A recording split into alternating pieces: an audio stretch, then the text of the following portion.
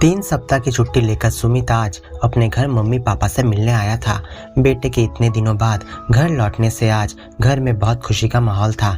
इतने दिनों के बाद उसके आने से दीनदयाल जी को ऐसा लग रहा था कि मानो 3 युग बीत गए हों। सुमित और अमित दोनों भाई एक मल्टीनेशनल कंपनी में अभी जॉब करते हैं।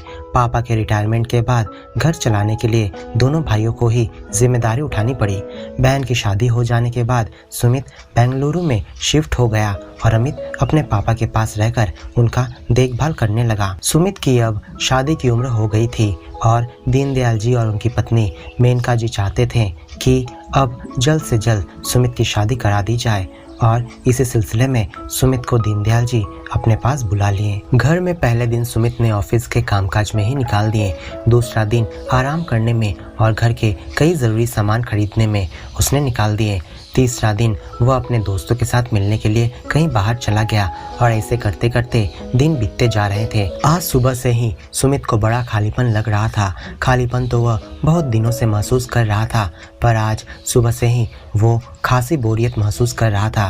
बाई खाना बनाकर जा चुकी थी। सुबह के 11 ही बजे थे। सुमित का नहाना धोना नाश्ता भी हो चुका था। झाड़ू पोछा और कपड़े धोने वाली बाइयां भी अपना अपना काम करके जा चुकी थी। यानी अब दिन भर ना किसी का आना या जाना नहीं होना था। टीवी से भी बोर होकर सुमित ने टीवी बंद कर दिया और फोन हाथ में लेकर उसने थोड़ी देर बातें करने के इरादे से अपने दोस्त प्रकाश को फोन लगाया। हेलो, उधर से प्रकाश का स्वर सुनाई दिया। हेलो प्रकाश, मैं सुमित बोल रहा हूँ, कैसा है, क्या चल रहा है? सुमित ने बड़े उत्साह से कहा। ओह, प्रकाश का स्वर जैसे तिक्त हो गया सुमित की आवाज सुनकर। ठीक हूँ यार, बस ऑफिस का काम वर्क फ्रॉम होम कर रहा हूँ। तू बता। कुछ नहीं यार, बोर हो रहा था तो सोचा तुझसे बात कर लूँ। चल ना, दोपहर में पिक्चर देखने चलते हैं। सुमित उत्साह से बोला। नहीं यार, आज चिंकी की तबीयत कुछ ठीक नहीं है, मैं नहीं जा पाऊंगा। चल अच्छा, फ़ोन रखता हूँ, मुझे अभी ऑफिस के बहुत सारे काम पड़े हैं। पिक्चर देखने का मन तो मेरा भी कर रहा है, पर क्या करूँ, आजकल ऑफिस में कुछ ज़्यादा ही प्रेशर चल रहा है। कोविड के बाद वर्क फ्रॉम होम ने प्रेशर और भी बढ़ा दिया है, कहकर प्रकाश ने फ़ोन रख दिया। दीनदयाल जी अपने कमरे के बाहर खड़े होकर बेटे के ये सारी बातें सुन रहे थे। बेटे को उन्होंने हज़ारों बार लड़की देखने के लिए कहा था, पर वो कभी जाने के लिए तैयार नहीं होता। किसी न किसी बहाने वो बात को टाल देता था, पर यहाँ पिक्चर देखने के लिए उसे टाइम मिल गया था। ये सोचकर दीनदयाल जी बहुत हैरान हुए। दीनदयाल जी जब कभी उससे कहते, बेटा आज तुझे लड़की वाले देखने आ रहे हैं, तू आज घर में ही रहा कर, तो वो कहता, पापा आज मुझे एक ज़रूरी काम है, तो मैं आज शाम को बाहर निकल जाऊंगा, आप उन्हें किसी और दिन आने के लिए कहिए।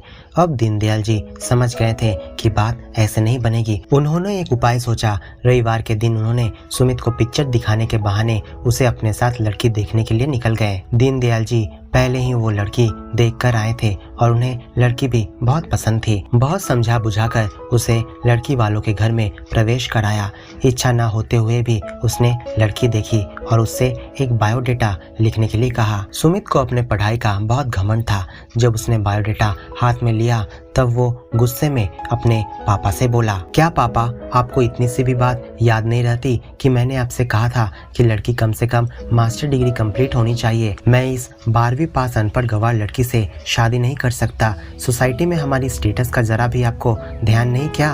मैं इतनी बड़ी कंपनी में काम करता हूँ और ऐसे अनपढ़ लड़की से आपने सोच भी कैसे लिया पापा कि मैं कभी शादी कर लूँगा? आपने मुझे यदि रास्ते में ही बता दिया होता कि लड़की 12वीं पास है तो मैं कभी भी यहाँ देखने के लिए भी नहीं आता। बेटा तू क्यों ऐसी बातें कर रहा है? लड़की वालों के सामने यह सब बातें करना उचित नहीं है। मैंने क्या तुझे ऐसे ही परवरिश दी थी जो मुझे यह दिन देखने के लिए मिल रहा है? ये लड़की कोई साधारण लड़की नहीं है बेटा, इसके पिता के मुझ पर बहुत बड़ा एहसान है। तू जब छोटा था तब मैं जिस बैंक में नौकरी करता था वो बैंक करोड़ों का नुकसान झेलने के बाद बंद हो गई और उसे सरकार ने डिफॉल्टर घोषित कर दिया। तब जिस लड़की को तू अभी देख रहा है वो स्नेहा बिटिया के पापा ने ही हम सबका ख्याल रखा। आज तू जो इतना पढ़ लिख कर बड़ा हुआ है, जिस कंपनी में तू अब नौकरी करके लाखों कमाता है, अगर इनके पापा ने हमारा सहारा ना बना होता तो आज हम भीख मांग रहे होते।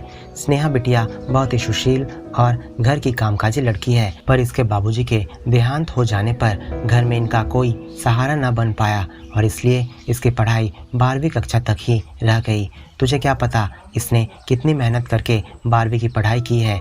पिता के देहांत के बाद वह खुद घर में बच्चों को पढ़ाने ट्यूशन जाती और जो पैसे उसे मिलते उससे वह घर खर्च और अपनी पढ़ाई के खर्च भी निकालती और ये सब करके उसने 12वीं की परीक्षा बहुत अच्छे नंबर से पास की। ये सब मुझे नहीं सुनना है पापा, मुझे तो बस मास्टर डिग्री वाली ही लड़की चाहिए जो मेरी स्टेटस सिंबल को दर्शाए। मैं इस अनपढ़ को अपने घर और अपने दिल में जगह कभी नहीं दे सकता। आज जो मैंने कहा उसे आप अच्छी तरह से याद रखिए। इतना कहकर सुमित घर से बाहर निकल आया। दीनदयाल जी अब स्नेहा की मां से नजरें नहीं मिला पा रहे थे। उन्होंने अपने बेटे की इस करतूत के लिए माफी मांगते हुए कहा, मैं जानता हूँ कि मैं माफी के योग्य नहीं हूँ, पर मैं अपने बेटे की ओर से माफी मांगता हूँ। हो सके तो माफ कर दीजिएगा। आपका एहसान हम कभी नहीं भूले थे, पर मेरा बेटा इस तरह नालायक जैसे हरकतें करेगा मुझे पता नहीं था। इतना कहकर वे उनसे विदा लिए। इस घटना को हुए काफी साल हो गए। इसी बीच कोरोना के तीसरे लहर के कारण सुमित जिस कंपनी में काम कर रहा था वो कंपनी बंद होने को आई। उस कंपनी ने अपने सभी कर्मचारियों की छटनी कर दी। अब सुमित को अपना घर चलाने में भी मुश्किलें होने लगी। छोटे भाई अमित भी अब घर पर ही बैठा रहता। शेयर मार्केट में बहुत से नुकसान झेलने पर उसके कंपनी को भी दिवालिया घोषित कर दिया गया। अब उनके इतने बुरे दिन आ गए कि वे अब अपने मकान बेचकर किराए के घर पर रहने लगे। घर में अब जो भी रूखी सूखी बनती उसे दो भाई मिलकर आपस में बांटकर खाते। एक दिन सुमित अखबार पढ़ रहा था, तभी उसकी नज़र एक विज्ञापन पर गई जिसमें एक नियुक्ति निकली हुई थी। वह तुरंत ही उस कंपनी में फ़ोन करके अपना इंटरव्यू शेड्यूल कर लिया। दूसरे दिन वो सूट बूट पहनकर बहुत ही स्मार्टनेस के साथ कंपनी में इंटरव्यू देने पहुंचा।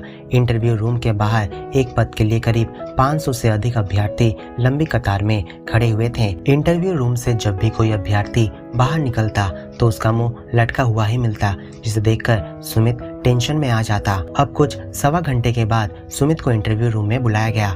वह धीरे से रूम के दरवाजे को धक्का देकर अंदर प्रवेश किया। अंदर प्रवेश करते ही उसे रूम में एक कुर्सी पर अखबार पढ़ती महिला दिखाई दी। इशारे से उस महिला ने सुमित को बैठने का आदेश दिया। महिला ने पहला प्रश्न पूछा, आप ये नौकरी क्यों करना चाहते हैं? आपने तो मास्टर डिग्री कर रखी है, पर एक चपरासी की नौकरी करने की आपको क्या जरूरत आ गई है? मास्टर डिग्री सुनकर सुमित को कुछ साल पहले शादी के लिए मना करने की बात याद आ गई, पर उसने अपने आप को संभालते हुए उसके घर में चल रहे गरीबी के बारे में बताया, जिसे सुनकर उस महिला ने अपने मुंह पर से अखबार हटाकर उसे टेबल पर रखा। उस महिला की तरफ देखकर अब सुमित के आश्चर्य का ठिकाना न रहा। उसके तो होश उड़ गए। उसके मुंह से अब बोलती ही बंद हो गई। जिसके सामने वो बैठा हुआ था वो और कोई नहीं बल्कि स्नेहा थी, जिसे वह कुछ साल पहले अनपढ़ गंवार कहकर शादी करने से मना कर दिया था, और आज उसी के सामने वो गिड़गिड़ाते हुए चपरासी की नौकरी करने की भीख मांग रहा था। इससे पहले सुमित कुछ कहता, स्नेहा उसे कमरे से बाहर निकल जाने के लिए कहा। बाहर निकलते समय उसका मुंह लटका देख वहाँ का सिक्योरिटी गार्ड ने पूछा, क्यों भाई साहब, कैसा गया इंटरव्यू? जो मैडम इंटरव्यू ले रही थी वही इस कंपनी की मालकिन है। सुमित का अब सिर घूमने लगा। वो अब अपने कानों पर विश्वास नहीं कर पा रहा था कि एक 12वीं पास लड़की कैसे यहाँ तक पहुँच गई। उसने उस सिक्योरिटी गार्ड से इसके बारे में पूछा तो उसने कहा, भाई मुझे जितना पता है कि किसी लड़के ने कुछ साल पहले इससे शादी करने के लिए मना कर दिया था, यह कहकर कि ये कम पढ़ी लिखी हुई है। तभी से उसके सिर पर यह जुनून सवार हो गया कि वह ऐसा कुछ कर दिखाएगी कि वह लड़का खुद उसके पास चलकर आएगा। उसने छात्रवृत्ति लेकर आगे की पढ़ाई शुरू की और अपनी कड़ी मेहनत के बल पर उसने विदेश जाकर अपनी पीएचडी कंप्लीट की और आज इस मल्टीनेशनल कंपनी की मालकिन बनकर बैठी है। मैडम तो उस लड़के को धन्यवाद देती है कि उस दिन अगर वह उसे अनपढ़ गंवार ना कहा होता तो आज इस मुकाम पर वो पहुंच नहीं पाती।